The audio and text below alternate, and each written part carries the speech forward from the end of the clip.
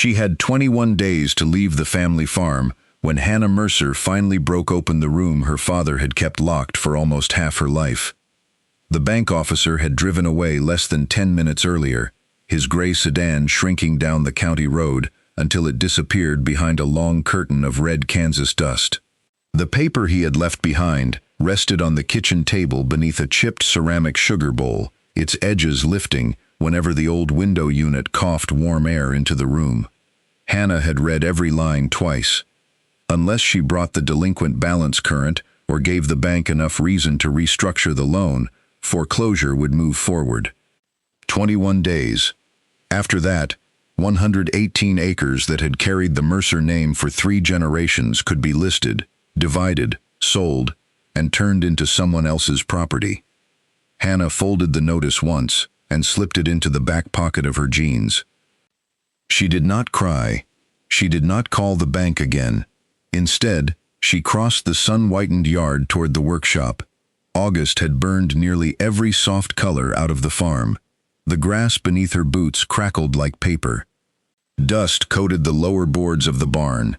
Beyond the machinery shed, the north field stretched toward a low limestone ridge, its surface broken into hard gray clods where corn had once stood shoulder high. At the far end of the workshop was a narrow wooden door. Her father had kept it locked for years. As a child, Hannah imagined expensive tools behind it.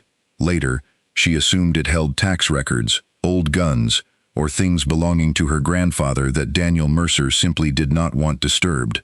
During the last months of his illness, she had asked him once what was inside. He had looked toward the workshop window, then past her toward the fields, and the question had ended there. After the funeral, Hannah searched every drawer in the farmhouse and every coffee can of loose bolts in the shop. She never found the key. Now the lock looked smaller than she remembered. She carried a crowbar from the workbench, slid the flat end behind the brass hasp, and pulled. The first attempt bent the screws. The second split a sliver of wood from the frame. On the third, the old metal tore free and struck the concrete with a sharp crack that hung in the empty shop.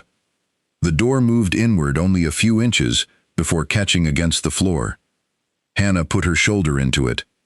Dust rose through a blade of afternoon light. Beyond the doorway, shelves climbed nearly to the ceiling, crowded with mason jars filled not with nails or seed but with earth, rust-red clay, pale silt, dark loam, gravel flecked with limestone.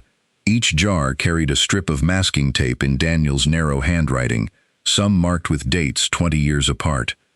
Yellow legal pads leaned beneath county soil surveys, rolled maps filled an old milk crate, rain gauges, coffee cans of rock samples, planting records, black and white photographs, hand-drawn cross-sections, and notebooks crowded the room until there was barely enough space for one person to stand. The air had been sealed so long that it held its own smell: dry paper, machine oil, dust, and something faintly mineral, like earth after the first rain. Hannah stepped farther in. Her fingertips moved across the edge of the desk, leaving a clean line in the dust. Spread beneath the window was an oversized map of Mercer Farm. A blue pencil line curved through the north field. She bent over it. Numbers crowded the margins: elevations, temperatures, rainfall totals, dates. Small arrows followed the slope toward the lower pasture. Beside 3 separate marks, Daniel had written the same word: seep. Hannah sat in his wooden chair. The seat gave a familiar creak. Outside the small window, sunlight moved slowly off the north field while she turned page after page.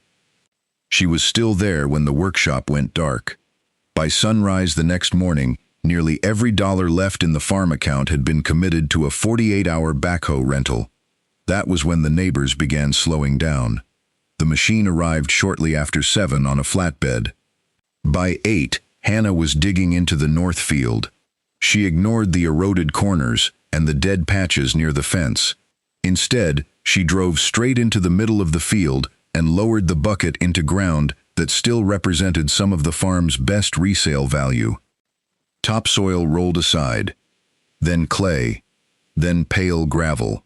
From the county road, It looked like a young woman using the last of her money to destroy the last useful field she owned. An old blue Chevrolet pickup slowed to walking speed. Later, another truck stopped beside the mailbox. By noon, two farmers from neighboring properties stood, with their arms resting on the top rail of Hannah's fence, watching the backhoe carve a jagged trench across the slope. Hannah never looked toward them for more than a second. She checked the map, moved another orange stake, and lowered the bucket again. By the next morning, people at the feed store knew Hannah Mercer was tearing up the north field while the bank was preparing to take the farm. At the diner, the story grew larger over coffee. Someone decided she was looking for oil. Someone else thought Daniel had buried something there years ago. By afternoon, the speculation had reached people Hannah had not spoken to since high school. None of it reached the trench. There was only the backhoe engine, the scrape of the bucket, and Hannah moving from the machine to the map and back again. The farm she had inherited 7 months earlier had not been a healthy inheritance. It was several bad years, stacked one on top of another.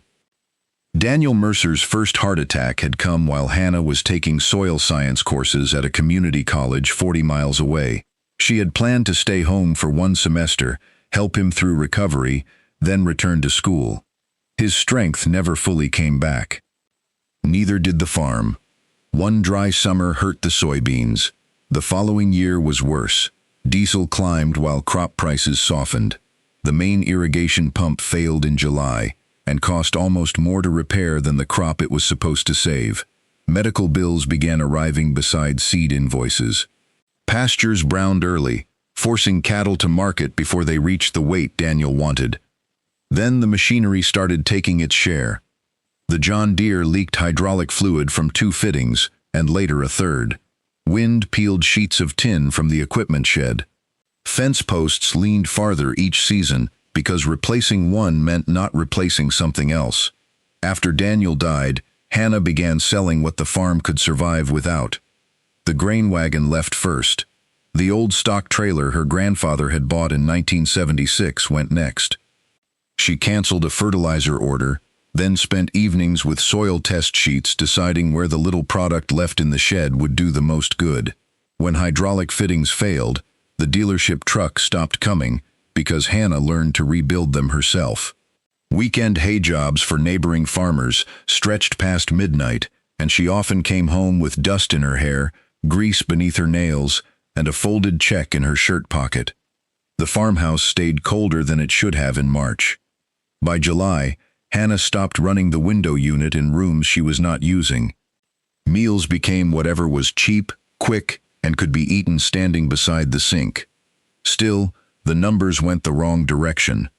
By the time Daniel died, Mercer Farm carried $187,300 in debt, with $14,600 already delinquent. A developer from Wichita eventually offered to buy the entire property. The amount would have cleared the loan and left Hannah enough to begin again somewhere else. The offer sat on the kitchen table for 2 days. On the third morning, Hannah folded it, slid it back into its envelope, and mailed it unsigned. The cottonwood beside the farmhouse was already turning silver underneath when the wind moved through it. On the workshop doorway, pencil marks still showed Hannah's height at 8, 11, and 14.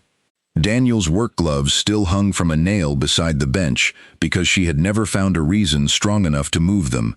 The farm stayed. So did the debt. For 2 days after opening the room, Hannah followed the blue line across the north field. Orange stakes appeared every 50 feet. She checked elevations with an old builder's level, dug test holes, compared the soil to jars Daniel had labeled years earlier, and returned before sunrise to take temperature readings while the ground was still cool. Late on the second afternoon, the backhoe bucket struck something that was not stone. Hannah climbed down into the trench. Almost 4 feet beneath the surface lay a length of corrugated drainage pipe. She wiped soil from it with her glove. Then she went back to the workshop. A photograph from 1994 showed the same field, with fresh trench lines cut into the slope. Hannah was barely old enough to remember the summer. Daniel and her grandfather had hired a contractor to drain a chronically wet section where tractors sometimes sank during spring planting and corn yellowed in standing water. For several years afterward, the North Field improved. The notebooks changed slowly after that. A green strip noted along the slope disappeared from Daniel's August sketches. The lower pond recovered more slowly. The shallow well took longer to refill after pumping. Then one observation began appearing again and again. The roadside drain outlet continued running even after weeks without rain. Daniel had underlined it twice. He started digging test pits. He collected soil from different depths. He marked limestone fragments and compared water temperatures in winter and summer. Over time, his cross-sections became more detailed. One drawing showed fractured limestone beneath the field. A blue arrow passed through it. The arrow met the drain tile. Then it left the farm. Hannah carried the notebook back outside and stood beside the exposed pipe. The outlet at the road was dry on the surface around it. Inside, water still whispered through the corrugated line. She knelt and pressed her hand against the pipe. Cold. The next page contained a sketch for diverting the tile away from the limestone seam. Daniel's handwriting stopped midway through the measurements. The remaining pages were blank.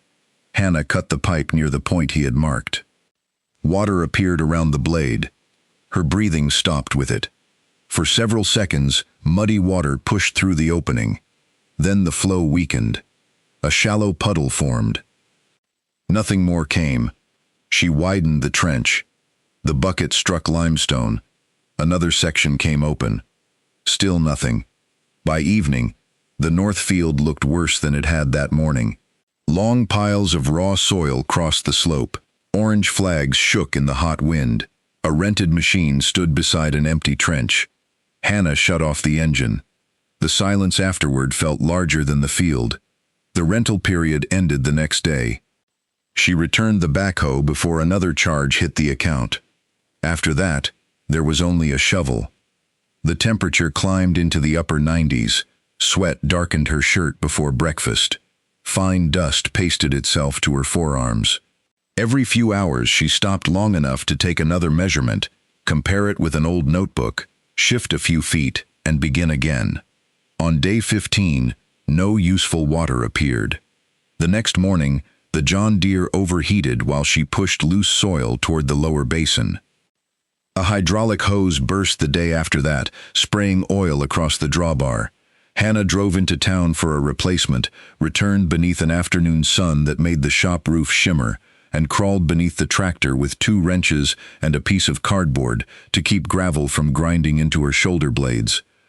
The fitting would not move. Her hands slipped twice. On the third try, it broke loose. When she stood, the back of her shirt was soaked, and one palm had a crescent-shaped cut where the wrench had pinched it. She wrapped the hand with electrical tape and went back to the field. At night, the notebooks took over the kitchen table. Rainfall, frost dates, pond depth, grass color, soil temperature, meadowlarks, snowmelt, clover. Daniel had recorded things too small to matter on any single day. Hannah began stacking the notebooks by year. The same observations returned in different seasons. A wet patch in 1988, cool soil in 1991, standing water in 1993, then the drainage installation in 1994, a dry summer, another, less water in the pond, a roadside outlet that never completely stopped. 11 days before the deadline, a weak shower rattled against the metal roof. Hannah sat alone at the kitchen table. The foreclosure notice lay beneath her left hand. The unsigned copy of the developer's offer was still in a drawer 10 feet away. One phone call in the morning could end the uncertainty. The thought stayed with her while she turned another page. Depth, rainfall, location, temperature. Her finger stopped. She flipped backward, then forward. Daniel had taken the temperature of water from the suspected seep over and over. The numbers barely changed. Hannah stood so quickly the chair legs scraped across the kitchen floor. Before sunrise, she was walking the north field with a flashlight, shovel, notebook, and soil thermometer. The first location showed nothing unusual. The second matched the surrounding ground. So did the third. At the seventh point, roughly 15 feet uphill from the trench, the number was lower. She waited and tested again. Still lower. The flashlight went between her teeth. The shovel went into the ground. At 2 feet, the soil darkened. At 30 inches, the blade scraped gravel. At 41, cold water gathered around the leather of her boot. Hannah did not move. A thin thread pushed between two stones. It clouded with disturbed soil, cleared, then kept coming. She crouched and scooped gravel away with both hands. By noon, the thread had become a trickle. At sunset, it was still running. The next morning, it had not stopped. Hannah followed the gravel seam until she could separate the groundwater from the old drain, using salvaged perforated pipe, washed stone, concrete blocks from behind the machine shed, and irrigation line her grandfather had stacked years earlier. She built a crude collection point. Then the line dropped toward the lower pasture. Water moved through it without a pump. At first, the stream looked too small to change anything. Hannah placed a bucket beneath the outlet and checked her watch. 18 gallons a minute. She cleared more gravel. 22. On the third day, the flow held near 26. Cold, clear, continuous. She rested one hand against the metal stock tank, while water struck the bottom. For the first time that summer, the tank was cooler than the air. 100 acres could swallow 26 gallons a minute without noticing. Hannah sent none of it toward 100 acres. The livestock tank came first. Overflow moved toward 11 acres of alfalfa in the lower field. Hannah divided the acreage into smaller sections, watering only during the coolest hours, and moving the line when the soil had taken what it could hold. For 3 days, nothing dramatic happened. Then the youngest leaves stopped curling. A little green showed near the crowns. Several mornings later, darker bands began forming across the field. At almost the same time, the sky above Kansas hardened. A high-pressure ridge settled over the region. Afternoon temperatures past 100 degrees, returned the next day, then did it again. Southwest wind blew hot across the county. Roadside grass bleached pale. Ponds retreated behind rings of cracked mud. Cattle gathered at troughs before noon. Sides pumping, flies crawling undisturbed around their eyes. By midday, the farm seemed to lose sound. Birds disappeared into shade. Grasshoppers went still. Only wind moved through the dead grass, along with the metallic ticking of machinery cooling beneath the shed. And beneath it all came the steady splash of groundwater falling into Hannah's tank. 9 days remained, then 7, then 5. Hay dealers began hauling loads across county lines. Ranchers cut herds because pasture had vanished. The alfalfa in Hannah's lower field was no miracle, but it was alive. That was enough. She walked it every morning, crushing stems between her fingers, checking the crowns, digging into the soil with a pocket knife to see how deep the moisture had gone. On the 4th day before the deadline, she started the mower. The John Deere coughed blue smoke before settling into its rough idle. One windrow fell, then another. By evening, long rows of cut alfalfa lay beneath a copper-colored sky. The next afternoon, Hannah began baling. She had made less than half a circuit when the sound changed. A metallic squeal rose behind the tractor. Then came the smell. Hot grease. Burned rubber. Hannah killed the PTO. Smoke leaked from the bearing housing. For 1 second, nothing moved, except heat trembling above the field. Then she looked west. Clouds were building along the horizon. Not the thin white clouds that had dissolved every afternoon that month. These rose dark underneath, their upper edges boiling higher while purple shadow collected beneath them. Thunder rolled faintly across the open land. The hay behind Hannah was dry enough to bale. It was also exposed. One hard rain could lower its quality enough to cost her the buyer waiting for it. She touched the bearing housing and jerked her fingers back. No field repair would fix it with the parts she had. Hannah climbed into the Ford. The truck hit the county road hard enough to throw dust above the cab. Hot wind poured through the open windows. Her forearm was streaked with grease. Her shirt stuck between her shoulder blades. In the rearview mirror, the clouds grew wider. At the farm supply store, she found one bearing that matched. Only one. When Hannah came back, the light had changed. The farm lay under a yellow-gray cast. Wind combed hard through the cut alfalfa, lifting dry leaves from the rows and carrying them across the field. The temperature had fallen several degrees, but the air felt heavy and metallic. She crawled beneath the baler. The first bolt would not turn. Her wrench slipped and tore the skin across two knuckles. Thunder sounded again, closer. Hannah wiped her hand on her jeans, fitted a longer breaker bar, and pulled. The bolt moved. Dust blew under the machine and stuck to the sweat on her face. Loose tin on the equipment shed banged in the gusts. A gate near the barn slammed once, then again. The old bearing finally came free. She drove the new one into place. Another gust flattened the grass beside the windrows. Lightning flickered far to the northwest. Hannah tightened the final bolt. At 5:20, the baler started again.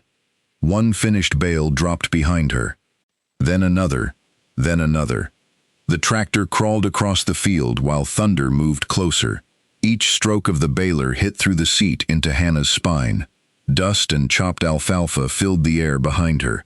The western half of the sky had gone almost charcoal. She did not stop. By the final rows, light was fading fast. A single cold drop struck the back of Hannah's hand. Another hit the tractor hood and left a dark circle in the dust. She kept driving. The baler swallowed the last windrow. The final bale rolled free.